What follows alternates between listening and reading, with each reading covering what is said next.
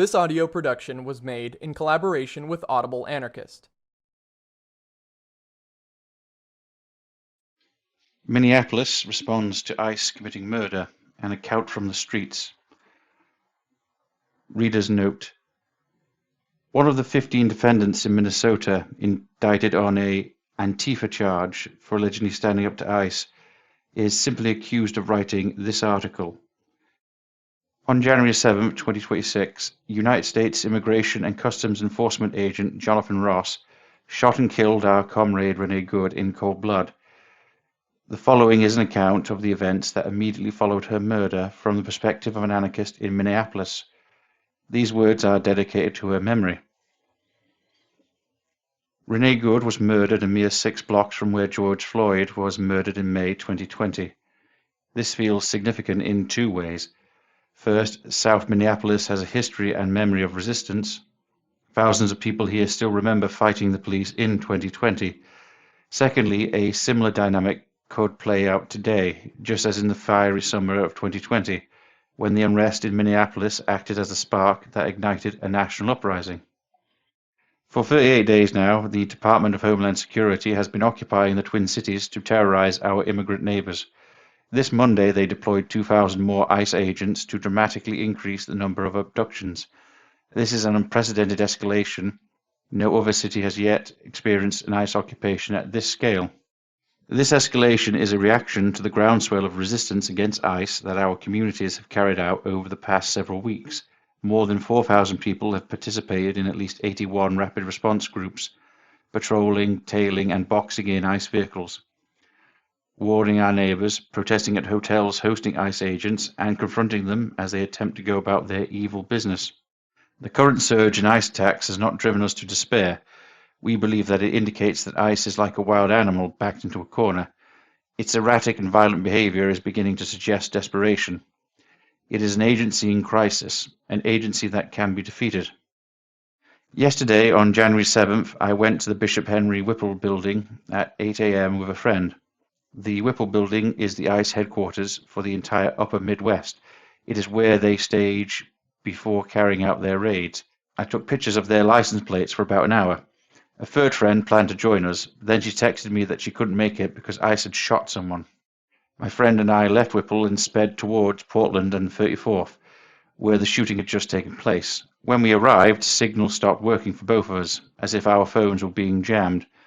There was yellow crime scene tape up and dozens of MPD officers were protecting ICE officers in full tactical gear.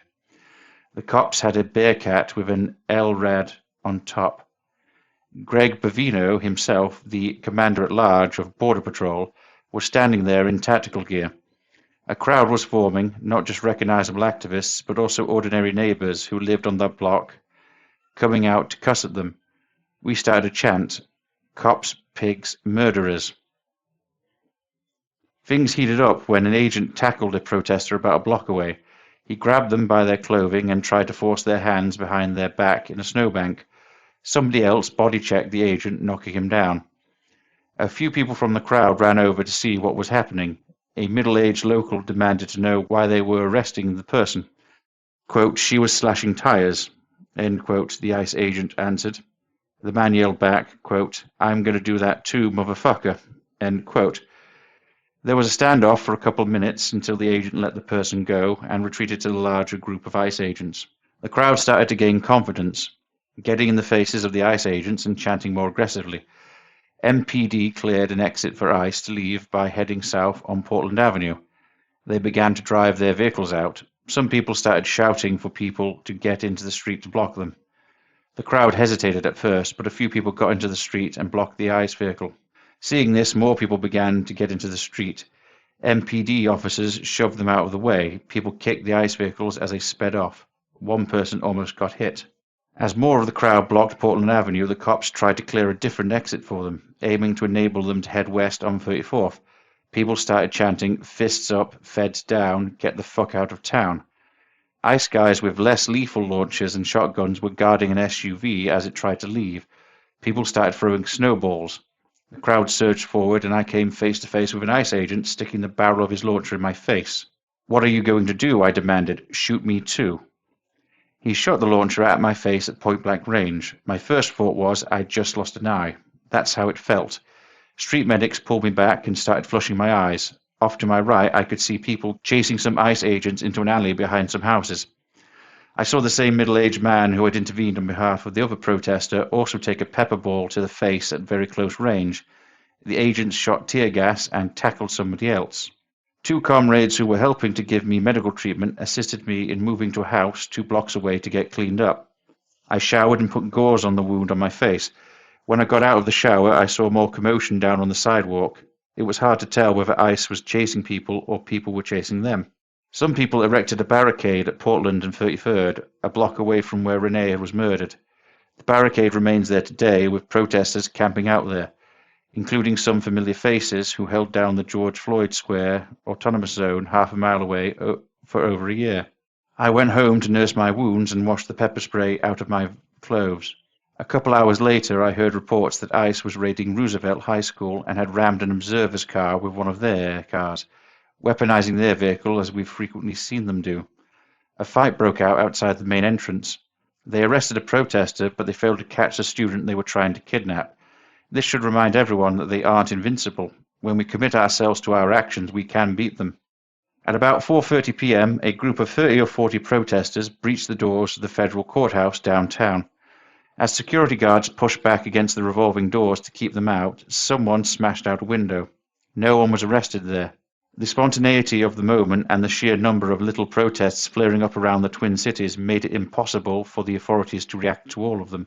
That night, there was a mass vigil to mourn Renee's death. Some 10,000 people came out, crowding around burn barrels as they flooded Portland Avenue, as far as the eye could see. It felt like everyone on the south side was there. Since the beginning of the invasion of the Twin Cities, messy contradictions have abounded in the network of rapid response groups that has sprung up. In the early days, there were major clashes with ICE at the Protex paper factory and on the east side of St. Paul. Some weeks later, there was a clash at 29th and Pillsbury, where they tackled a pregnant woman. Following these, there was a lot of peace policing and debating about non-violence. Liberal elements have gained ground, and things that we could take for granted in 2020 are no longer established. A lot of people in the rapid response groups come out of 50501 and the No Kings protests and are very green and inexperienced. This can be a blessing and a curse. There is a huge wellspring of creative energy. Various neighborhoods are trying all sorts of different strategies for alert systems and mutual aid. At times, the liberals running dispatch have been doing de facto counterinsurgency by telling people not to go to the scene of an abduction. Well-attended patrol trainings have instructed people to stay at least 30 feet away from ICE at all times. There is a culture of referring to ourselves as observers, an insidious brainworm for those of us who want to do everything we can to disrupt and interfere with ICE operations.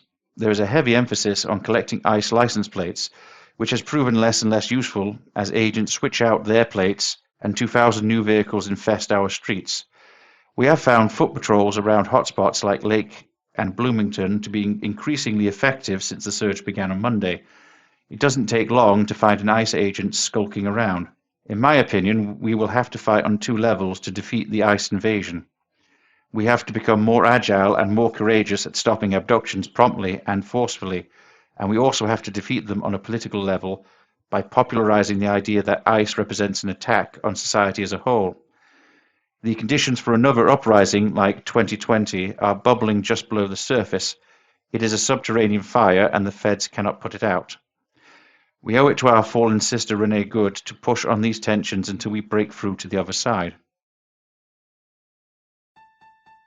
This has been a production of Audible Anarchist. You can find more Audible Anarchist on YouTube.